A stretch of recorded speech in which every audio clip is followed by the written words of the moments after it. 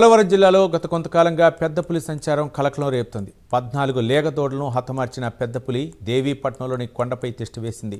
4 నెలలుగా ముప్పు తిప్పలు పెడుతున్న పెద్ద పులిని బంధించేందుకు అటవీశాఖ సిబ్బంది విశ్వ ప్రయత్నాలు చేస్తోంది. డిప్యూటీ సీఎం పవన్ కళ్యాణ్ ఆదేశాల మేరకు పులిని బంధించేందుకు కర్ణాటక స్పెషల్ టీం రంగంలోకి దిగింది.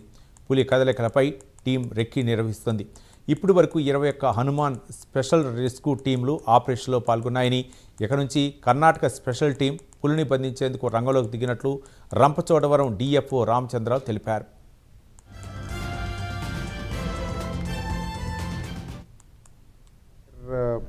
అటాక్ చేయడంతో ఒక 14 క్యాటిల్ కిల్స్ జరిగినాయి. సో మేము గత కొన్ని నెలల నుంచి ఈ టైగర్ని మనం ట్రాక్ చేస్తూ ఉన్నాం. అటవీశాఖ శాటిలైట్ కాలర్ టెక్నాలజీ తోటి, అలాగే విహెచ్ఎఫ్ రేడియో సిగ్నల్స్ తోటి కంటిన్యూస్ ట్రాకింగ్ చేస్తూ ఉంది. అయితే ఇక్కడున్న టెరైన్ వల్ల, అంటే ముఖ్యంగా పోలవరం జిల్లాలో ఉన్నటువంటి టెరైన్, ఇంటీరియర్ ఫారెస్ట్ ఏరియాస్, హిల్లాక్స్, వీటి వల్ల దాన్ని ట్రాంక్యులైజ్ చేయటానికి ఇప్పటివరకు అవకాశం కుదరలేదు. సో అయితే హనుమాన్ టీమ్స్, గౌరవ ఉప ముఖ్యమంత్రి వర్యులు హనుమాన్ అనే ఇనిషియేటివ్ తీసుకున్నారు.